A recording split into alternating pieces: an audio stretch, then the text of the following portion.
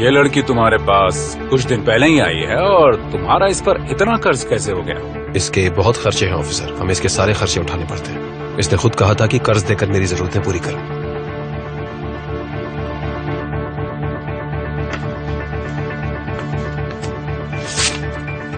अब से इसका तुम पर कोई कर्ज नहीं है। ठीक है, जैसा आप कहें ऑफिसर। बढ़िया।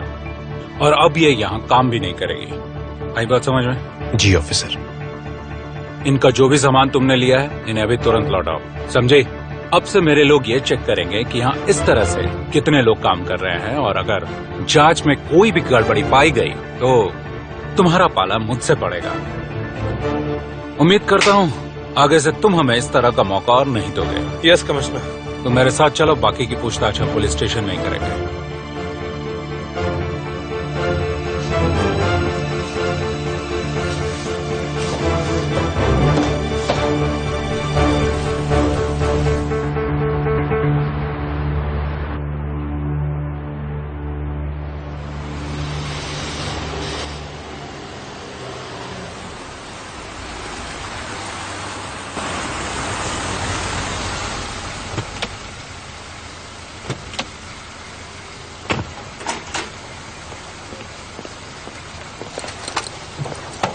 हाय जिम रे।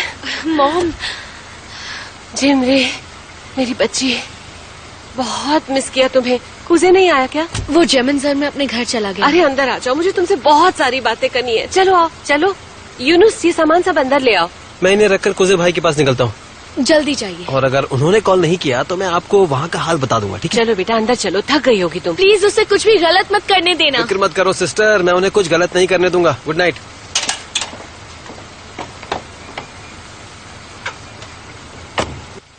गुने ने फिर से कुजे को बेवकूफ बनाया ना? बारिश की शर्त गुने का सिर्फ एक बहाना ही था ना? बता तो दिया आपको। मुझे तो यकीन ही नहीं होता, वो इतना नीचे कैसे गिर सकता है। जेमरे, क्या कर रहा है वो? वो गुने है, वो कुछ भी कर सकता है। मैंने आपसे कहा था ना कि वो मुझे बिना वजह छोड़कर बिल्कुल भी नहीं जा सकता है। मैं तो पहले से ही जानती थी कि गुने एक नंबर का धोखेबाज आदमी है।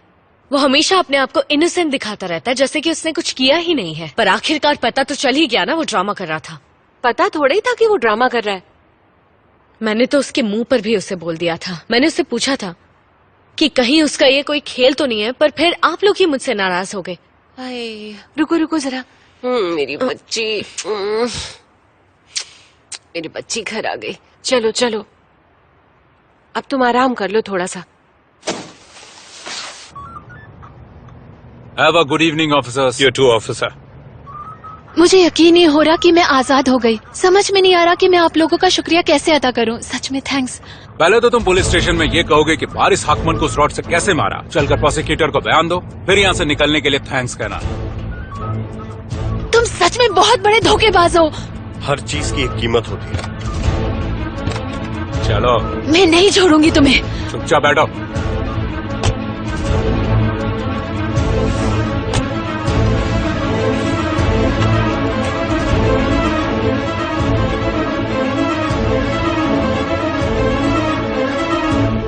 वो कह रहे हैं गुने ने उन्हें धोखा दिया है। मुझे पूरी बात समझ नहीं आई।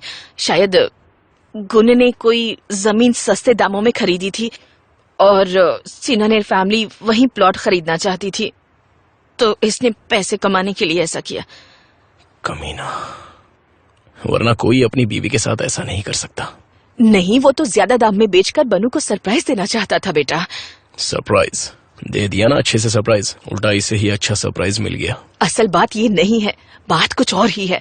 मिसेस एब्रू को जैसे ही मालूम पड़ा कि उसके और मेल्डा याल्किन के बीच संबंध है, तो वो आग बबूला हो उठी। क्या गुने और मेल्डा याल्किन में आपस में कोई रिश्ता है? वो तो पहले था, अब सब खत्म हो चुका है। पर मिसेस एब्रू को तो अब पता चला ना। लेकिन गलती तो गलती होती है ना। उस औरत ने गुने को बेवकूफ बनाया, सब उसी की गलती है। क्या यार, कब से बोली जा रही है इसकी गलती है, उसकी गलती है। अरे आपके बेटे की कोई गलती होती है या नहीं होती? वो महात्मा है क्या? उस औरत का बनू से झगड़ा हो गया था और उसने गुने पर डोरे डालने शुरू कर दिए, लेकिन ये तो उसके प्यार में ही पड़ गया और सिर्फ उसका एक ही मकसद था, गुने का इस्तेमाल करके अपना फायदा करना। और ये उसके जाल में फंस गया। झूठ है ये। नहीं, झूठ नहीं है। एक दिन उसने मुझे रोते रोते खुद ये बात बताई थी कि अगर वो मेल्डा याल्किन से प्यार नहीं करता तो वो सिनेनेस का घर छोड़कर कभी नहीं जाता। वैसे भी बनू से उसे कभी प्यार नहीं मिला। आधी पागल है। मुझे पता है वो मेल्डा से बहुत प्यार करता है। मिसेस एब्रू को तो सिर्फ बहाना चाहिए था। यानी अपने ससुराल से इसका रिश्ता मेरी वजह से खराब नहीं हुआ है ना? जो कुछ भी हुआ उसमें या तो इसकी गलती है या वो इसे नापसंद करते थे। वैसे तुम्हारी वजह भी इसमें शामिल थी। असल में तो शादी के बाद हर वक्त लड़ाई झगड़ा होता ही रहता था। ये क्या बोल रही हो माँ? आप बात बदलने की कोशिश मत कीजिए। मुझे सिर्फ इतना बताइए कि उनमें आखिरी लड़ाई मेरी वजह से हुई थी या नहीं हुई थी। झूठ मत बोलिएगा। गुजे उनके रिश्ते की बुनियाद ही कच्ची थी। उनके रिश्ते में प्यार और समझदारी नाम की कोई चीज ही नहीं और थी। वो मुझे बोल रहा है कि मेरी वजह से उसका और उसकी बीवी का झगड़ा हो गया। ये हमेशा मेरे साथ ही ऐसा क्यों करता है? हर गलती का इल्जाम मुझ पर डाल देता है। क्या ये ठीक बात है? उसके एक तरफ तुम और दूसरी तरफ जेमरी। उन्हें तो एक्सीडेंट के बारे में भी मालूम है। उन्हें को तो उस घर से निकालने के लिए उनके पास बहुत सारे इल्जाम थे। ठीक है, समझ गया। मैं आपको भी समझ गया। तुम कहाँ जा रहे हो? जहन्नुम में।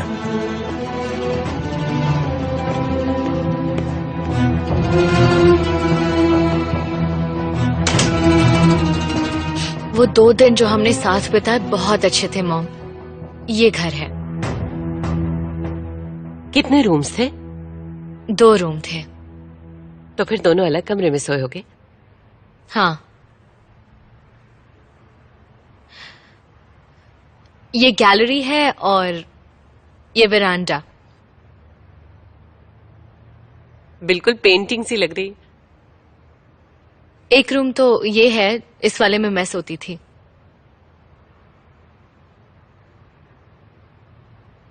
और ये वाला कुजे का है। यानी दोनों के कमरे अलग अलग थे। ये तो वाकई अच्छी बात है। हाँ, आने वाले मेहमानों के लिए कमरा अलग होना ही चाहिए। ये बात तो है। बेशक मैं उस घर में सिर्फ 2 दिन रुकी, लेकिन उन लम्हों को मैं जिंदगी भर नहीं भूल पाऊंगी।